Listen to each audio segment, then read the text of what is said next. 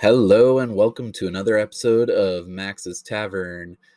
Today we're going to be talking about some more Magic the Gathering things, specifically a staple binder, what it is, what I've got in mine, and what you should have in yours. Today at the Tavern, I am a designated driver. Remember to drink responsibly. And so I am just drinking a little soda here. If you want to crack open whatever, go for it. Pull up a stool and let's start chatting. So to me, a staple binder is what you should have on hand that you use a lot of. In my case, I play almost exclusively Commander with a little bit of Modern and Standard on the rare Sunday. So a lot of the cards in my staple binder are Commander staples. Think things like Arcane Signet, Soul Ring, Command Tower, etc. In my staple binder, I just have a lot of things that I use in a lot of different decks. My biggest rule for the staple binder is that it either needs to be used in 5 or more decks, or it needs to, the total amount that it is used exceeds $15. So things like signets, which go in all of my 2 and 3 color decks. So that's 20 decks right there. At least 20 decks. 22, I believe. So they're about 50 cents a piece. Starts adding up real fast. I run those in all of those. They're cheap cards, but I use a lot of them, so I want them proxied. Other things that I run in the staple binder to be run in other decks are things like fetch lands, your Flooded Strand, Polluted Delta, Scalding Tarn, things that I run in every multicolor deck.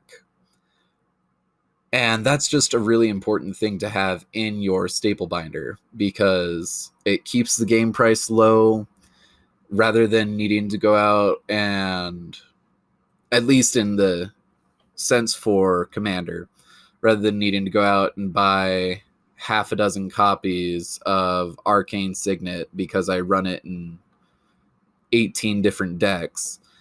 I can just buy one, put it in the binder, print off some slips of paper that say Arcane Signet, to tap, add a mana of whatever mana is in your Commander's color identity. Boom, done. Saved me $50 or so. So that's a lot of the reason that I have a staple binder and why I think that you should have a staple binder too if you play a lot of Magic the Gathering and are just in it for actually playing. So what I have in my staple binder, like I said, a lot of the normal Commander staples, Soul Rings, Command Towers, Fetch Lands, Shock Lands. I do not use the Alpha, Beta, Unlimited, and Revised dual lands, the ABUR dual lands, just because I'm very against the reserved list. It's garbage and should die in a fire. But not here to tackle that this episode. So I have a lot of those just in general Commander staples, but I also have a lot of things that I personally run as techs in my own decks. Things like Sword of the Animist in decks that really need to hit their land drops but struggle with it, like my Buddy Cops, Chroma and Rograk. It's a red-white Commander deck, and red and white does not have a lot of opportunities to go out searching for lands. So I have things like Sword of the Animist, Burnished Heart, Armillary Sphere in my staple binder that I can then run in those kinds of decks. I've also got utility creatures like Anger, Brawn, and Wonder. When each of those cards are in the grave and you control a mountain, forest, or island respectively, creatures you control have haste, trample, and flying respectively. And those are just things that give my creatures an added bonus when trying to tackle the game. I also have extra turn sorceries like Time Warp and Temporal Trespass. And those are just, again, things that give players an edge in the game. I'm gonna take a quick drink. A soda that's not sponsoring me, so I'm not shouting them out. I've also got a bunch of reanimate spells, like reanimate, 1 black, return target creature from a graveyard to your battlefield, and then lose life equal to that creature's converted mana cost. I also have Animate Dead, 1 and a black for an enchantment. Enchant target creature in your graveyard. Turn it to the battlefield under your control with this enchantment attached. Enchantment or the creature goes to the grave, sacrifice the other.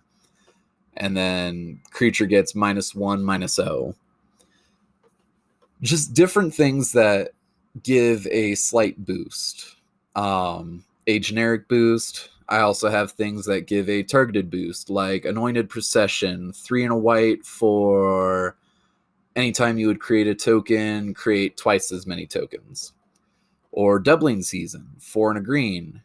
Same thing as Anointed Procession, but also anytime you would place a counter on something, place double those counters. Run those in things like my token decks. Last episode, I talked about my Selesnya tokens, which is green-white tokens. I run both of those in there. And that just advances my game state. I also run the Anointed Procession in my white-black tokens because it's such a good card. But it's also $30, and I only had to pay for 1 copy instead of, I believe, 4. So $30 compared to $120. Gonna definitely take the $30 option. I mentioned having all the fetch lands in there. I also have all of what are called bond lands. For the uninitiated, a bond land is a cycle of lands that started in the Battle Bond set. And they're commander-exclusive cards that read tap, add 1 mana of red or black. They're 2-color lands. However, they enter tapped unless you have 2 or more opponents. Since Commander is supposed to be a multiplayer format, really easy to have them come in untapped. So I've got the full cycle of those. I've got a full cycle of Shocklands. I also have all of the Triomes that just came out of Ikoria, which are lands with searchable titles, and they can tap for 1 of any 3 colors. So they're also extremely useful to have in the staple binder. I also have a lot of utility lands and utility cards in general. Things like Thought Vessel and Reliquary Tower. They each tap for a colorless, but they also give no maximum hand size, so I can load up with however many cards I want. And that's the big draw to a staple binder, to me at least. It's being able to have access to a bunch of different cards that can go into a bunch of different decks, but without breaking the bank. To me, in my circle, in my play groups, it's acceptable because I do own a physical copy of each card that I'm proxying. I said it before in my first episode, a price should not be a barrier to playing the game. And I still wholeheartedly believe that, emphasize that. If you need to proxy a deck to get started, totally do that.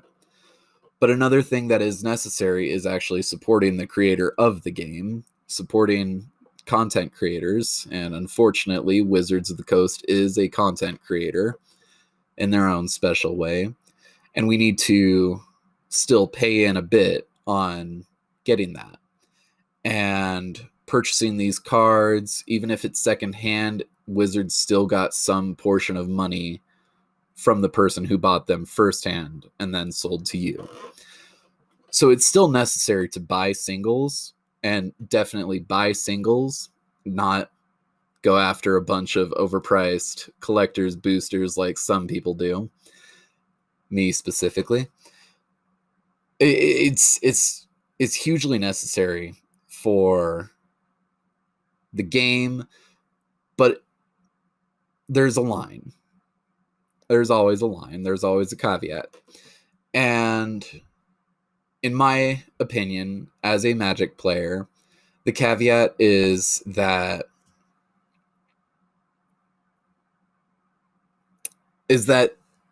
while price shouldn't be a wall, you should still pay into a hobby. Not that you have to pay in a lot, but if you're looking at the game from a budget perspective, totally proxy your cards. If you're looking at it as something you want to actually pursue in some degree, you definitely need to own the physical cards. Like, say, I have my big 3 decks 100% altered. I consider them alters. Some might consider them proxies. And I have every card in a 1-to-1 ratio, sleeved in a binder, a separate binder from my staple binder. If at any time a judge comes over and I'm playing an event with one of those decks, I can be like, well, hey, let me just shuffle up. I've got all the cards here. I just like using these arts better. So I can still play the game at actual events. I don't just have to limit myself to playing at the kitchen table or playing at my local game store. I can go to Grand Prix in Denver, Seattle, Washington, D.C., wherever, whenever the world opens up again. But I can pull those cards and be like, hey, I've got them here. Can I just play with these when I like the arts better? It's cheaper. I still paid in to get into this. Can I just go?